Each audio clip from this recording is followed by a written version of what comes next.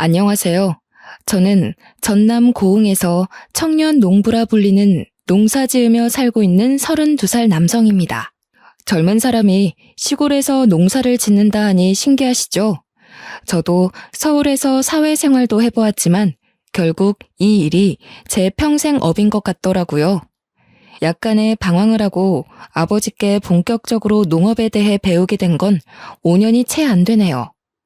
아직 농부로서 서툰 점이 많지만 열심히 배워가고 있답니다. 사실 저는 3년 전에 파혼을 경험했는데요. 인터넷이나 TV로만 보던 일이 저에게도 일어날 줄은 꿈에도 몰랐습니다. 할머니가 해주신 말씀을 무시하고 그때 결혼을 강행했더라면 저는 아마 이 세상 사람이 아니었을지도 모르죠. 그 사건으로 인해 사람을 사귀는 것에 대한 트라우마가 생겼는데요. 사람을 만나면 이 사람은 나를 배신하지 않을 것인지, 위험한 사람은 아닌지 조금 더 신중하게 생각하는 버릇이 생겼거든요. 파혼한 지 얼마 안 되었을 땐 사람 자체가 무서웠습니다. 농사를 짓다 보니 몸도 피곤하고 잡생각이 많이 사라져 지금에서야 웃으며 이야기할 수 있게 됐네요. 그래서 용기 내어 여러분에게도 제 사연을 들려드리고자 이렇게 글을 쓰게 되었죠. 그럼 지금부터 제 기막힌 파혼 사연 시작하겠습니다. 저는 어려서 일찍 어머니가 돌아가셨는데요. 그래서 할아버지와 할머니 손에서 자랐죠. 아버지는 할아버지, 큰아버지와 함께 농사를 크게 짓고 계시는데요. 남들은 저희 집을 분홍 집안이라고 말하더군요. 그도 그럴 것이 쌀농사만 몇만 평이라 늘 작업해 주시는 분들이 항상 여럿 계세요. 과수원을 함께 운영하시며 배추, 당근, 비트 등 우리가 생활에서 접할 수 있는 야채들은 거의 다 유기농으로 직접 재배하시고요. 할머니와 큰어머니는 작은 김치 공장을 운영 중이세요. 말이 공장이지 손수 기른 야채로 직접 장아찌나 김치를 담그셔서 판매하시는 일을 하시는 거고요. 할머니가 손맛이 좋으신 덕분에 주변 지인에게 재료값만 받고 판매를 하시던 것이 시내에 있는 마트나 식당에도 납품할 정도로 규모가 조금 커졌거든요. 할머니, 큰어머니 두 분이서 하시기엔 벅차서 동네 할머니들과 소소하게 일하고 계세요. 아버지도 정성껏 기르신 농작물을 원래는 시장이나 마트, 식품업체 등의 재료음을 주로 하셨습니다. 제가 농업 기술을 전수받고 아버지의 뒤를 잇기로 결심한 이후부터는 온라인으로 판매도 하게 됐죠. 처음엔 한 달에 40만 원 정도의 미비한 수준이었지만 홍보를 열심히 한 덕분일까요? 3년여 시간이 지난 지금은 많이 유명해졌고 온라인 판매만으로 연매출 5억을 넘었습니다. 사실 원래 저는 농사일에 대한 꿈이 없었어요. 아무것도 없는 시골에서 자란 터라 젊은 패기로 도시에 나가 살고 싶은 열망만 가득했죠. 그저 저에게 고향은 답답한 도시였을 뿐이었습니다. 집에서 공부를 하라고 강요하지도 않으셨을 뿐만 아니라 하고 싶은 것을 하며 살라고 하셨거든요.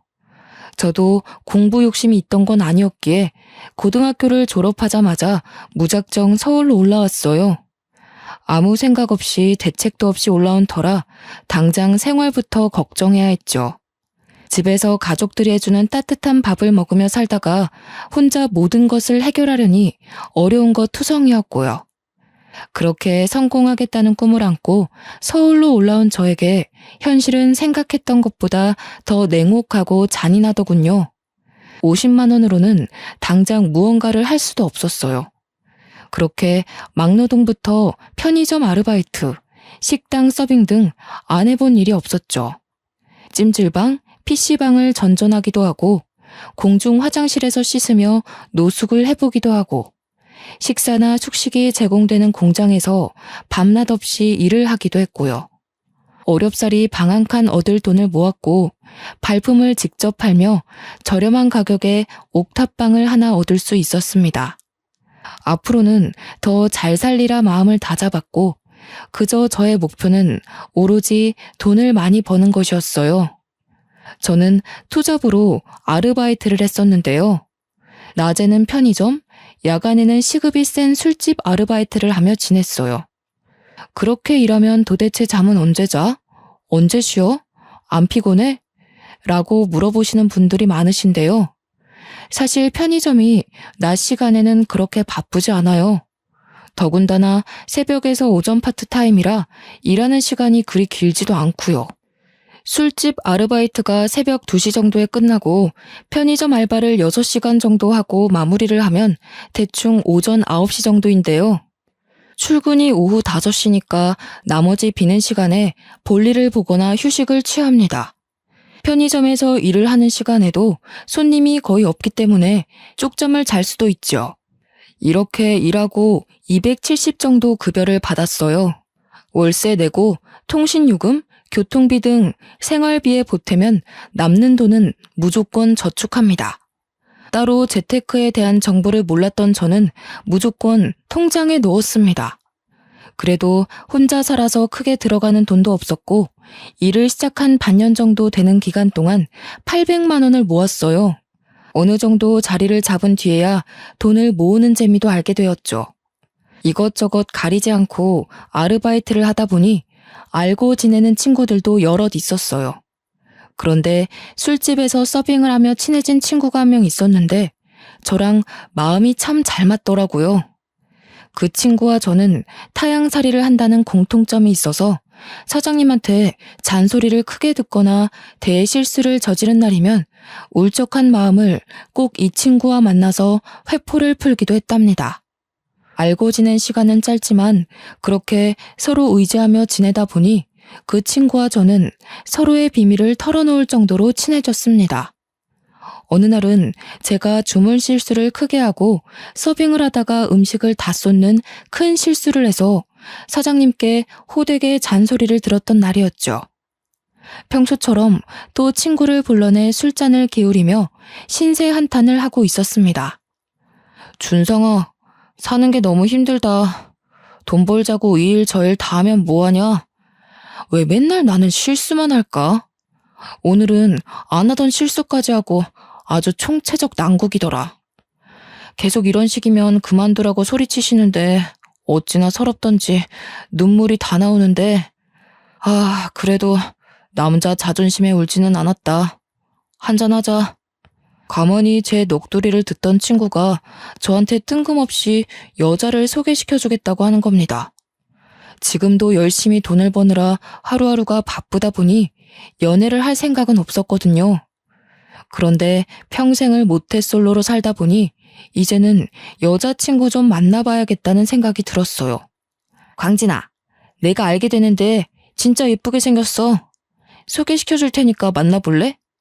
갑자기 뜬금없이 무슨 소개팅이야. 나 혼자 먹고 살기도 바빠 죽겠는데. 그리고 나 영장 날아왔더라. 나 가을에 입대해야 해. 굳이 미루다가 갈 필요는 없어서 사장님한테 말하고 입대 전까지만 일하려고. 영장이 벌써 나왔냐? 난 아직 안 나왔던데. 야, 그래도 원래 군대 가기 전에 여자친구 만들어 놓고 가는 거야. 다들 그런다더라. 일말상초? 뭐 일병이나 상병 달고 헤어진다는 소리도 있는데 요즘엔 그거 다 헛소리야. 그래도 하루 이틀도 아니고 2년을 기다려야 되잖아. 군대 가기 전에 여자친구 만드는 건 정말 비양심적인 것 같은데? 기다려야 하는 사람 입장 생각해보면 정말 못할 짓이야 그건. 야, 그래도 한 번만 만나봐라. 정말 놓치기 아깝다니까. 너 언제까지 모태솔로 소리 들으면서 살래?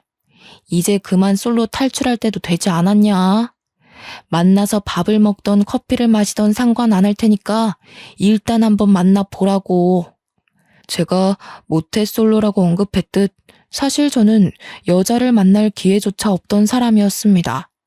제 고향은 귀농과 귀촌을 하러 오는 곳이지 젊은 사람이 살만한 동네는 아니었거든요. 근처에 농과 밭밖에 없었고 편의점도 차로 30분은 가야 했기 때문이죠.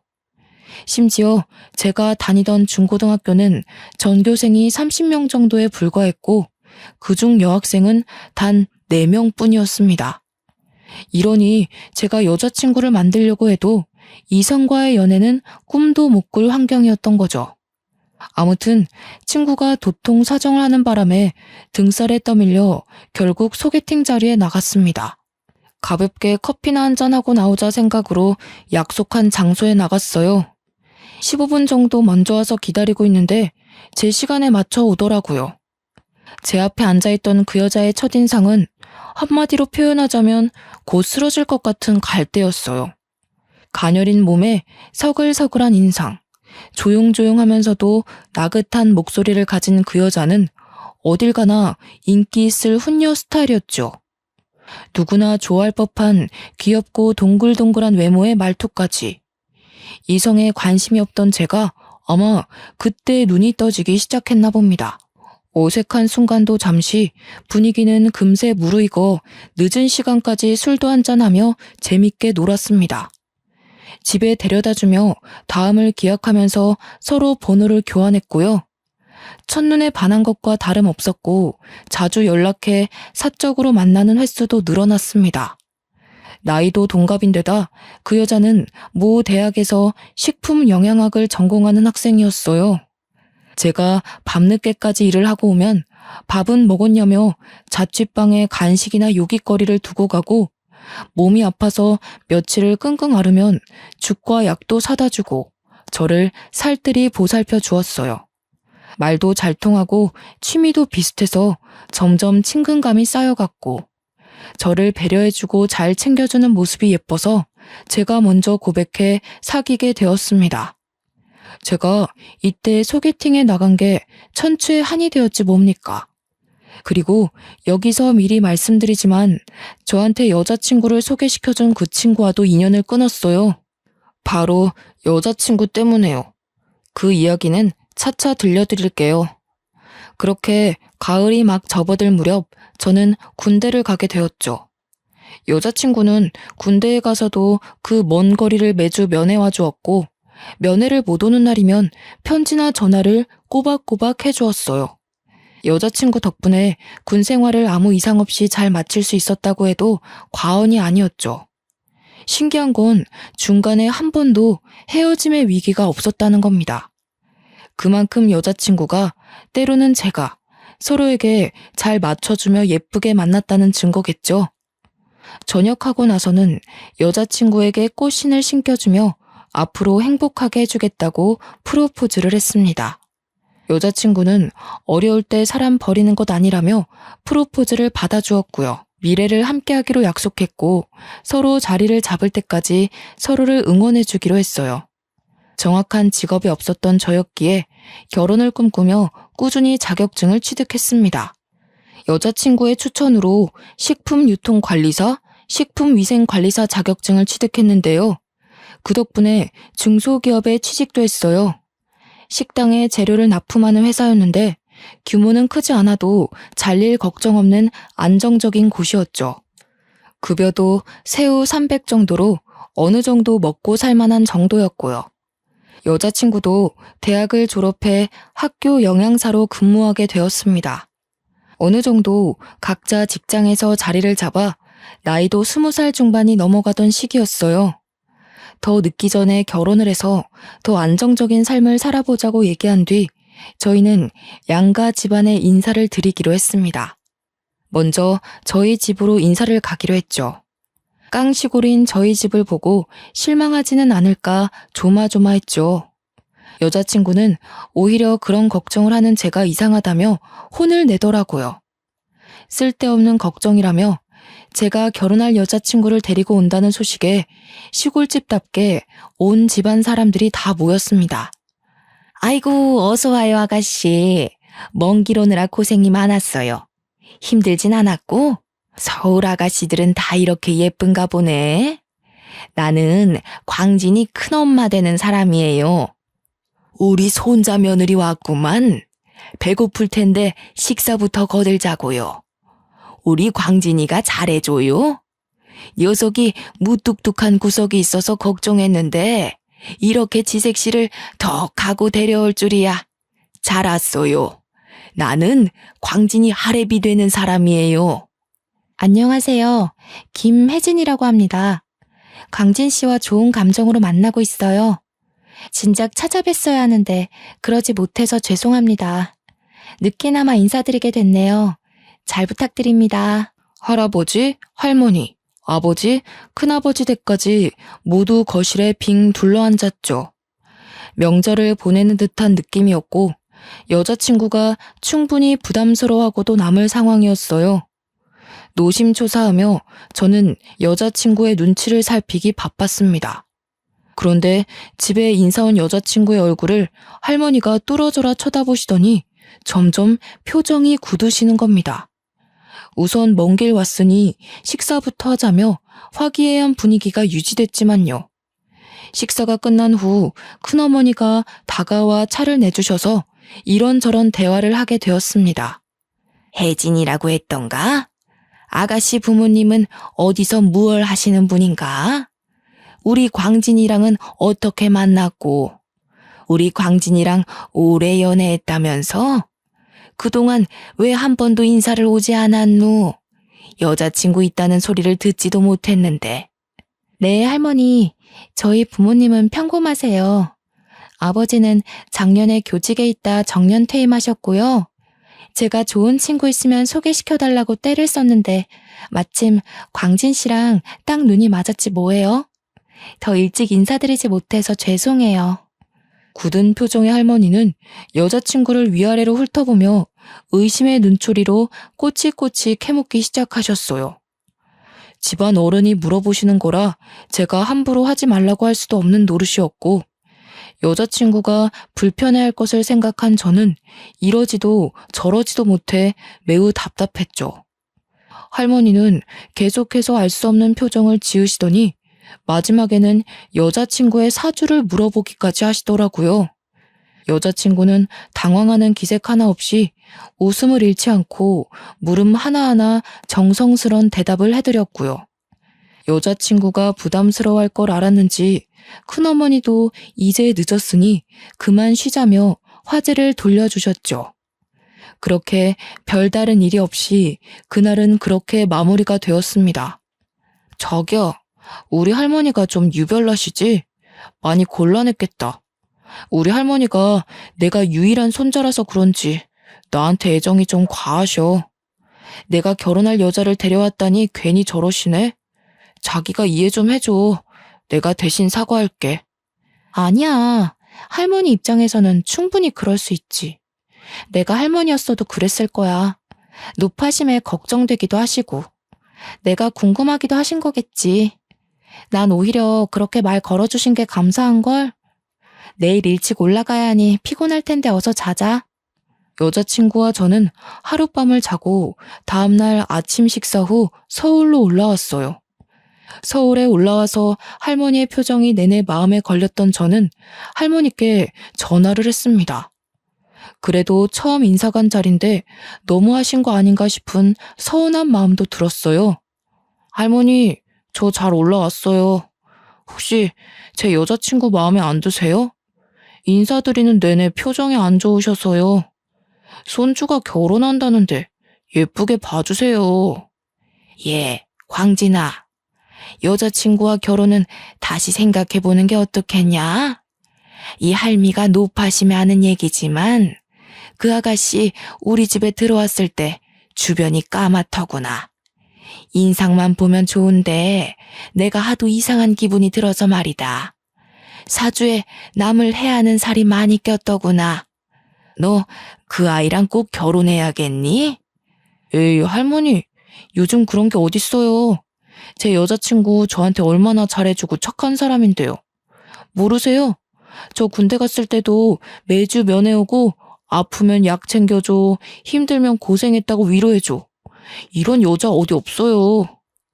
그래도 이 할미는 영 찝찝해서 말이다.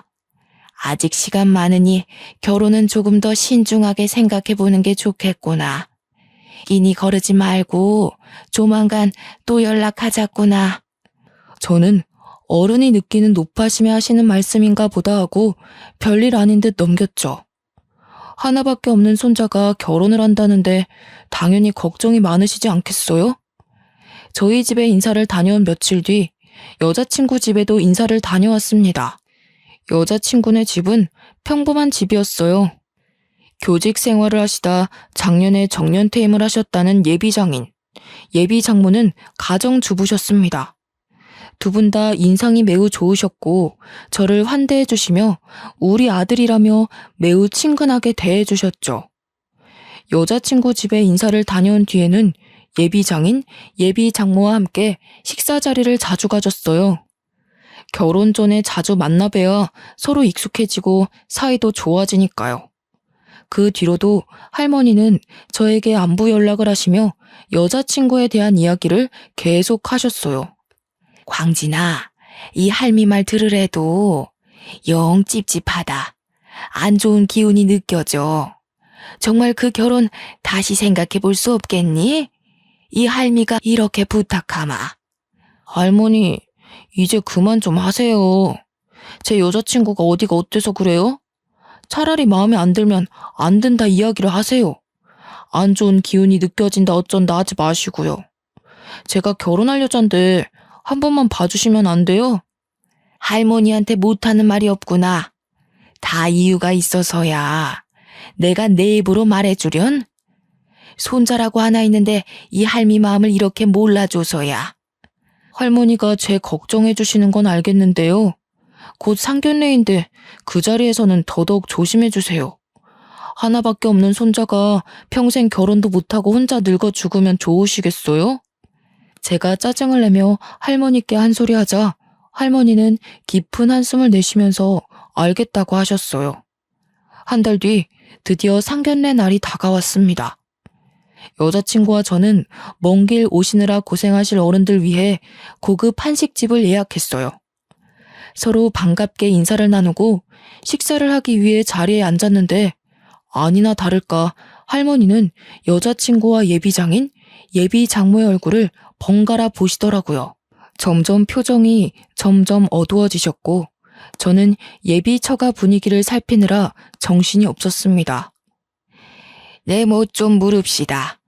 늙은 노인네가 노파심에 물어보는 거니 혹여 기분이 나쁘더라도 대답해 주시오. 혹시 직업이 있소? 가진 재산은 어느 정도요? 먹고 사는데 지장은 없는가? 어르신, 저는 작년에 교직에서 물러나 정년퇴임을 했습니다. 재산은 지금 살고 있는 집 한 채, 그리고 우리 혜진이 결혼시킬 돈 정도는 충분히 있습니다. 노후 준비도 다 해놓은 상태입니다. 더 궁금하신 게 있으실까요? 이번엔 안 싸돈에게 묻겠소. 딸내미 낳을 때 무슨 기분이었는가? 우리 광진이가 어디가 마음에 들어서 금지오겹 키운 딸을 시집 보내누? 우리 아들, 아니 사위야 말할 것도 없죠. 저희가 그렇게 따지는 것도 아니고요. 혜진이 낳을 땐 세상을 다 가진 기분이었습니다. 그래도 이렇게 예쁘게 자라서 결혼을 한다니 얼마나 아쉬운지 모르겠습니다. 우리 혜진이 예쁘게 봐주세요, 어르신. 네, 이번에 실례 좀 하겠구만. 두 사람 다 사주가 어찌 돼요? 내 사주를 조금 볼 줄 아는데 한번 봐드리고 광진이 통해 연락 넣어드리리다.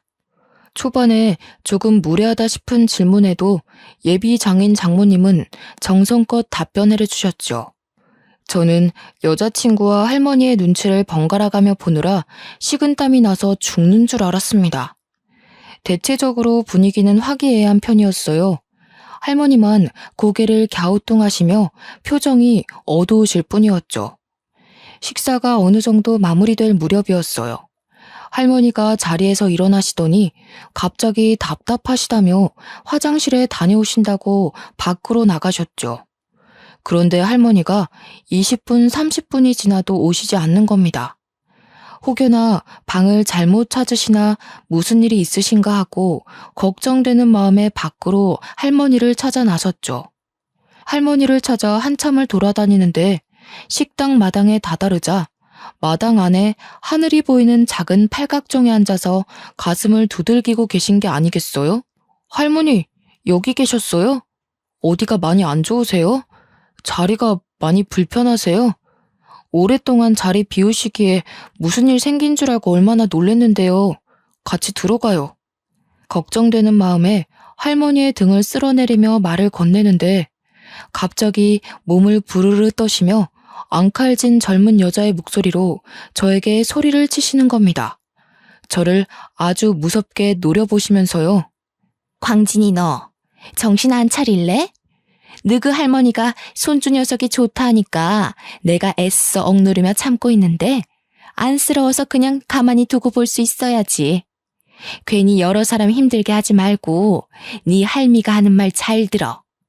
네? 할머니 왜 이러세요? 정신 좀 차려보세요, 할머니. 왜? 내 목소리가 할머니 목소리가 아니라 이상해? 내가 너그 할미랑 함께한 세월이 언젠데. 나이 들고 힘들어 하기에 편히 쉬라고 떠났더니만 다시 날 찾아오게 해? 누가 날 불렀나 했더니 예끼, 네 녀석이었어. 할머니는 원래 중저음의 차분하신 어조였습니다. 그런데 전혀 다른 목소리로 저에게 삿대질을 하며 말씀을 하시는데 조금 무섭더라고요. 시시각각 변하는 표정들 하며 생전 처음 듣는 사람의 목소리로 잔뜩 화가 난 채로 말씀하시는데 소름이 돋아 그 자리에 그대로 굳어 아무것도 할 수 없었죠. 네 옆에 붙어있는 그 여자애 말이야. 걔 아주 내가 데려가고 싶을 정도로 탐나는 애야. 기가 아주 세던데? 너 계속 그 여자랑 붙어있으면 금방 죽을 거야. 그러니 너 할머니가 하는 말 헛소리라 생각하지 말고 그냥 들어. 사실 할머니가 젊었을 때 고흥에서 유명한 무당이셨거든요. 환갑이 넘으신 뒤로는 약간의 신기는 남아있었으나 건강상의 이유로 법당을 정리하셨죠. 그 뒤로 할아버지, 아버지, 큰아버지 댁과 함께 농사를 짓고 계시는 거거든요. 곧이어 할머니가 진정이 되고 나서 저에게 다시 말씀하셨어요. 제가 알던 원래 모습으로 제 손을 잡으며 미안하다고 하시더라고요. 광진아, 네 색시 될 사람 내가 뭘 어떻게 하지는 못하다만 여전히 느낌이 좋지 않아. 사돈 될 사람들도 하나같이 주변이 까맣더구나. 분명 무언가가 있는 게야. 네 색시를 보면 말이다. 여자의 비명소리, 아이 울음소리가 애처롭게 계속 귀에 맴돌아. 할머니, 좋은 날까지 꼭 이러셔야 해요. 제 여자친구가 도대체 어디가 이상하다는 거예요.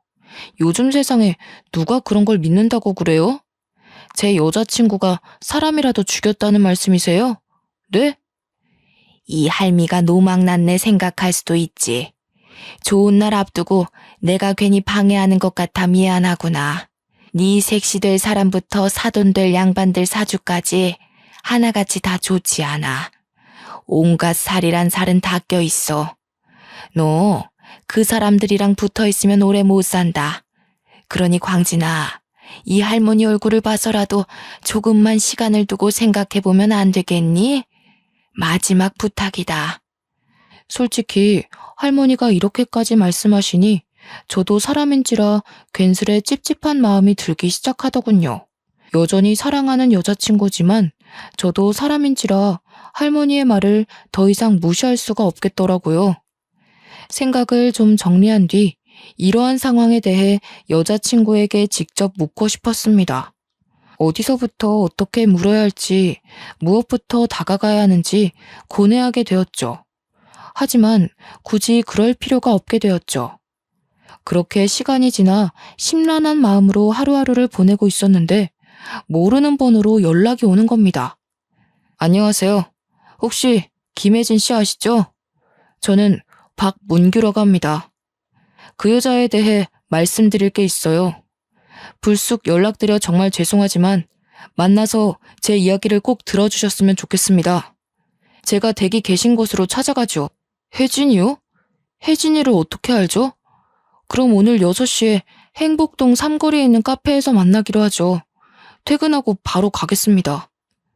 퇴근 후 부랴부랴 만나기로 한 장소에 갔습니다. 행색이 초라하고 어딘가 아파 보이는 남자가 앉아 있었죠.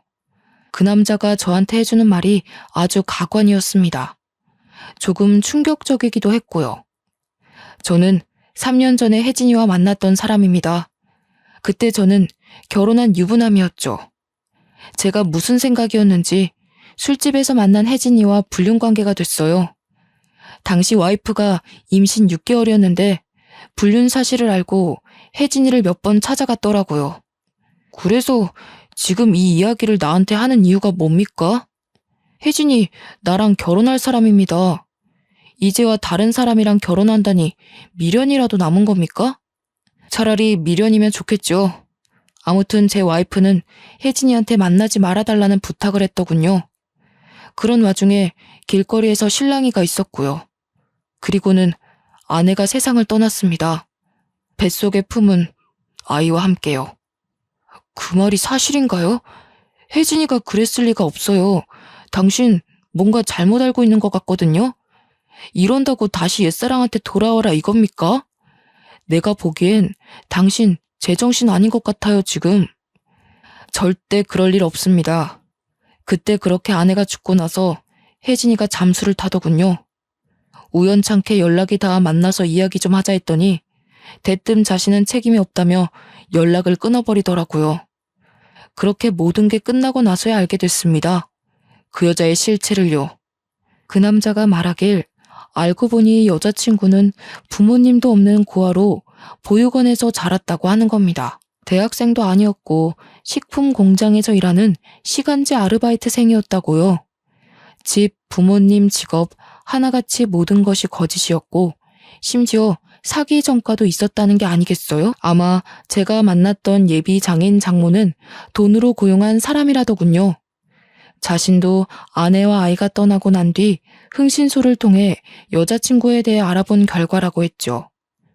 여자친구를 그대로 둘 수 없어 이야기라도 나눠보려고 주변을 맴돌며 기회를 엿보는데 행복해하는 저를 보며 죄책감이 들었다는 거예요. 근데 그 행복이 진심이 아니라는 것을 알고 있는 이 남자는 저에게 여자친구에 대한 사실을 알려줘야겠다고 결심을 했답니다. 그 남자가 보여준 몇 장의 사진과 통화 녹음 파일을 보며 저는 너무 기가 막힌 사실에 손과 발이 덜덜 떨리기 시작했어요. 머릿속이 하얘지더라고요. 좋은 날 앞두고 괜히 이런 말을 해서 미안하게 됐습니다. 더 이상 저 같은 피해자가 나오지 않기를 바랄 뿐입니다. 혜진이, 아니, 그 여자 절대 믿지 마시고 조심하세요. 제가 해드릴 수 있는 이야기는 여기까지네요. 만나주셔서 감사합니다. 저는 그 남자의 말을 듣고 한동안 생각에 잠겼습니다. 어떻게 하면 사람이 그럴 수 있나? 무슨 생각으로 그런 삶을 사나 하고요. 제가 직접 두 눈으로 확인해 봐야겠다고 결심이 섰습니다. 그래서 여자친구를 미행하기로 했어요. 그런데 일을 한다던 여자친구는 어느 날은 집에서 틀어박혀 나오지도 않다가 또 어느 날은 밤늦게 들어오거나 생활 패턴이 너무 자주 바뀌는 겁니다. 집에서만 무작정 기다릴 수는 없겠다 싶어 여자친구가 근무한다는 학교에 갔어요. 남녀공학 고등학교였는데 일부러 경비실에 문의를 했죠. 저 실례합니다. 여기 학교에 근무하는 김혜진 선생님을 만나 뵙고 싶은데요. 어디로 가면 되나요? 제가 방문은 처음이라 잘 모르겠어서요. 누구요? 김혜진 선생님이요? 잠시만 기다려보세요. 이 학교에 김혜진이라는 사람은 없는데요. 몇 학년 담임이세요? 영양사로 근무하고 있다고 들었습니다. 근처에 볼 일이 있어서 왔다가 생각난 김에 한번 뵙고 가려고 들렸는데요. 안 계신가요? 여기는 그런 사람 없는데요. 잘못 찾아오신 것 같습니다. 안녕히 가세요. 제가 잘못 찾아왔나 보네요. 옆 학교였나 봅니다.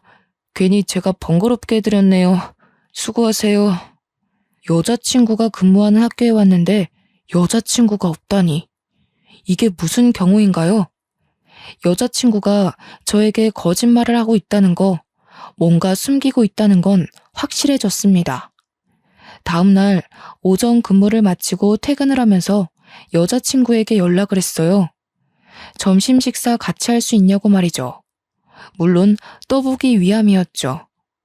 아니나 다를까 점심시간에는 여유가 없다며 저녁에 보자는 말을 했고 저는 알겠다 대답했습니다. 정확한 물증을 어떻게든 잡아야 했기에 여자친구의 비위를 맞춰주며 즐거운 시간을 보내는 척했어요. 밤늦은 시간이 되었고 오늘은 혼자 들어가겠다는 여자친구의 말에 데려다 주지 못해서 아쉽다는 뉘앙스를 풍겼습니다. 여자친구를 보내고 뒤에서 몰래 미행을 시작했어요. 여자친구는 택시를 타고 15분 거리에 있는 유흥가로 가더라고요. 밤늦은 시간에 이런 곳을 왜 가나 하고 몰래 뒤를 쫓아가는데 한 모텔로 들어가는 겁니다. 하도 수상해서 미친 척하고 그 앞 편의점에서 끼니를 때우며 여자친구가 나올 때까지 기다렸어요. 새벽녘이 되어서야 밖으로 나왔는데 여자친구 옆에 제 친구가 함께 있는 겁니다. 정말 그렇게 애틋하고 다정할 수가 없었습니다. 서로의 눈에서 꿀이 뚝뚝 떨어지더군요. 저는 당장이라도 쫓아가 두 놈들을 잡아 족치고 싶었지만 증거 수집을 하기 위해 몰래 사진을 찍었습니다. 이미 여자친구에 대한 믿음이 없어져 버렸죠. 결혼을 앞둔 예비 신부가 외간 남자와 모텔을 드나든다. 근데 그 남자가 저와 절친한 친구다. 그리고 저와 만났던 그 남자까지. 이제야 모든 퍼즐이 맞춰지는 듯 했습니다. 머리를 망치로 한 대 맞은 듯한 기분이었지만 저 혼자만으로는 충분한 증거 수집이 어려웠어요.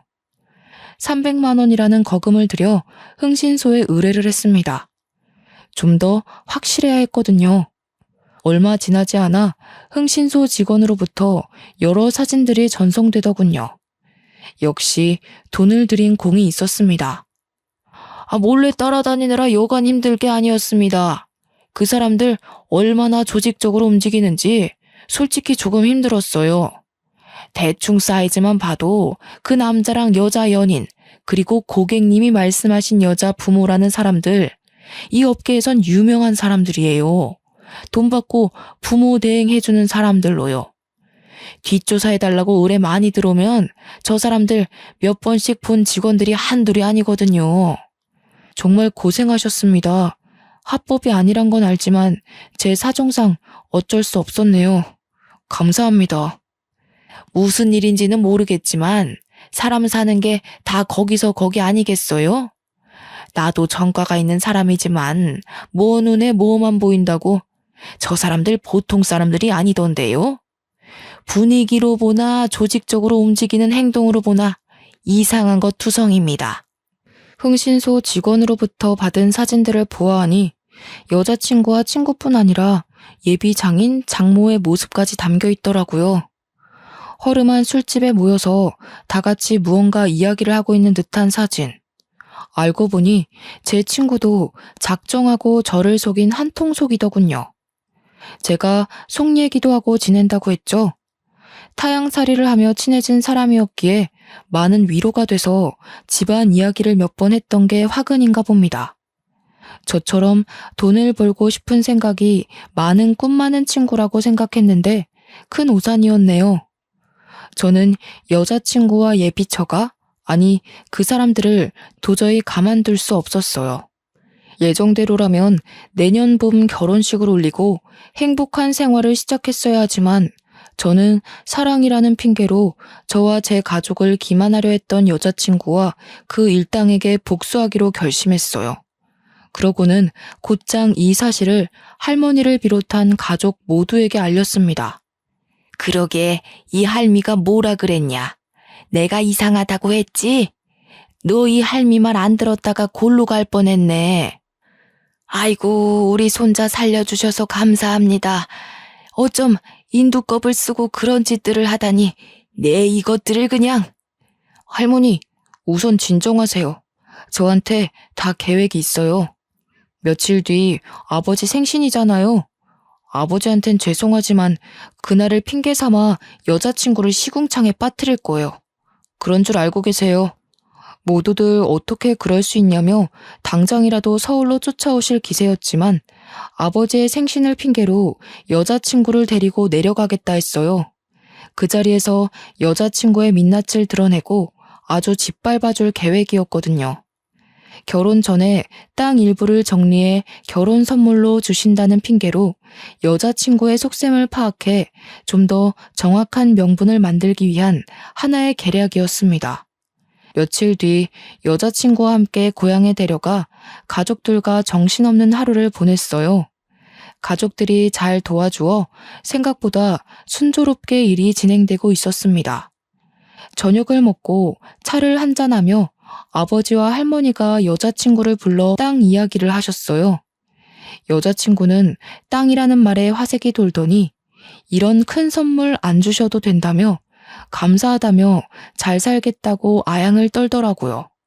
그러고는 자기 전 밖에서 예비 장모와 통화를 좀 하고 오겠다는 여자친구의 뒤를 몰래 밟았죠. 이거다 싶어 몰래 숨어 녹음을 시작하는데 아니나 다를까 여자친구의 검은 속내가 드러나더라고요. 그 대화를 엿듣는 중에도 옆에 있는 짱돌이라도 주워 던져버리고 싶은 걸 간신히 참았습니다. 제 친구, 아니 그 자식과 통화를 하는 것 같더라고요. 이제 됐어. 나한테 땅을 준다네? 농사 짓는 집이라고 해서 얼마나 땅이 큰가 했더니 몇천 평 수준이 아니던데? 여기 관광지 개발 예정 구역이라 돈도 어마어마해. 몇십만 평이라니까? 결혼해서 잘만 구슬리면 이거 다 내 거 되겠는데? 그러니까 이 사람은 느낌이 좋다고 했잖아. 역시 자기는 사람 보는 눈썰미가 있다니까? 맨날 학교 출근하는 척 얼마나 고생했게. 이제 이 돈으로 잘 먹고 잘 사는 일만 남았어. 적당한 시기에 이혼하면 되지. 요즘 이혼이 흠인가? 난 돈만 있으면 돼.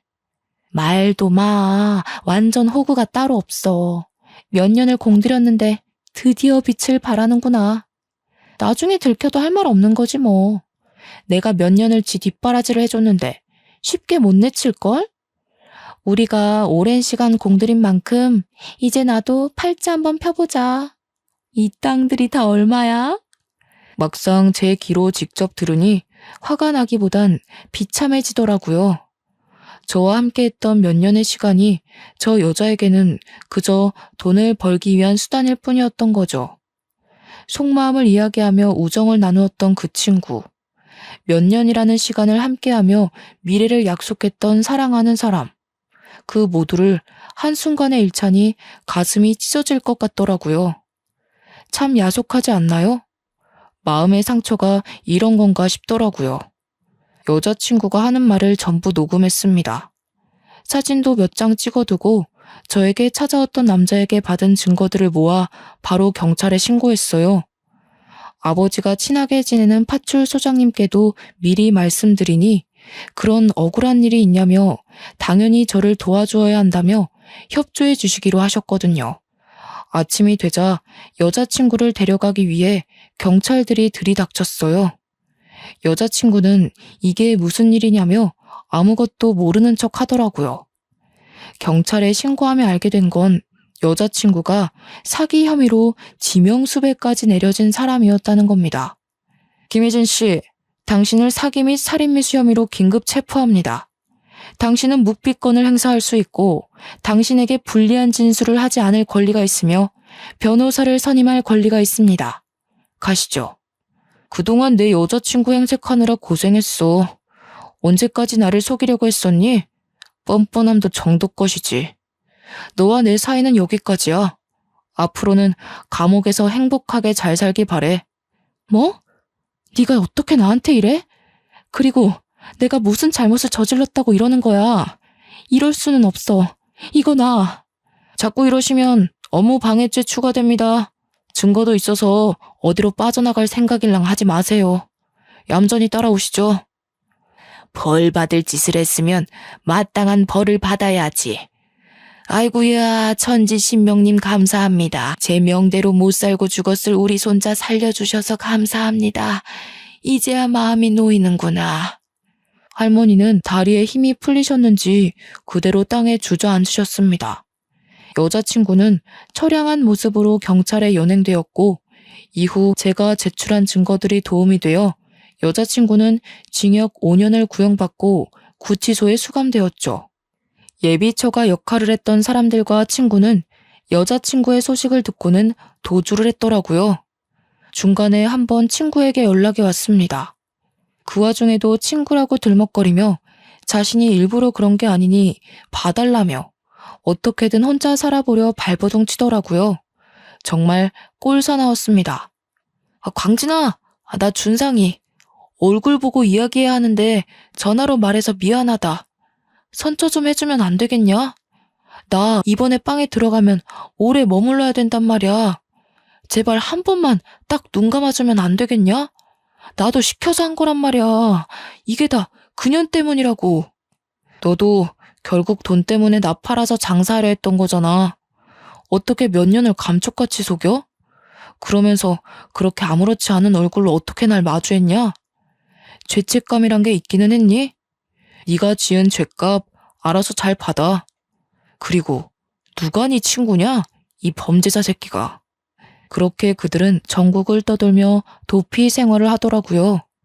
하지만 우리나라 경찰 순발력 하나는 좋지 않습니까? 저에게 걸려온 저 전화 한 통으로 그들의 도피 생활은 그리 오래가지 않았습니다. 위치 추적으로 금방 들통이 나버렸거든요. 전라도 광주에 있는 모텔에 숨어 있다가 덜미가 잡혔다고 하더군요. 저한테 사기를 치려는 여자친구의 속셈을 모두 알고도 다 같이 공모하며 도와준 게 밝혀져 결국 그들도 사기 방조죄로 고소해 구치소 신세를 지게 됐죠. 다들 전과가 있는 사람들이었고 가중 처벌되어 오랫동안 구치소 생활을 하게 되었습니다.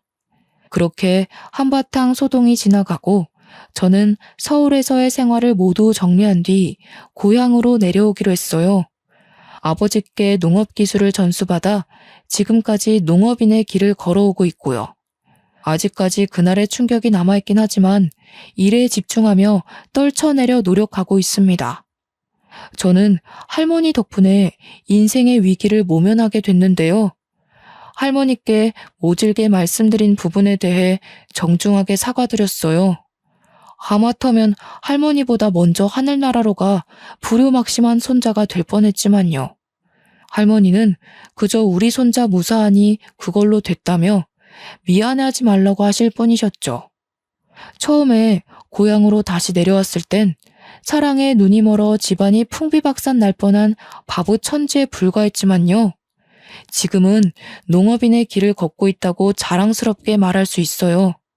정신이 반쯤 나간 상태였던지라 꽤 오랜 시간을 힘들게 보냈는데 할머니 덕분에 정신이 들어 그 뒤로 뭐라도 해야겠다 싶었습니다.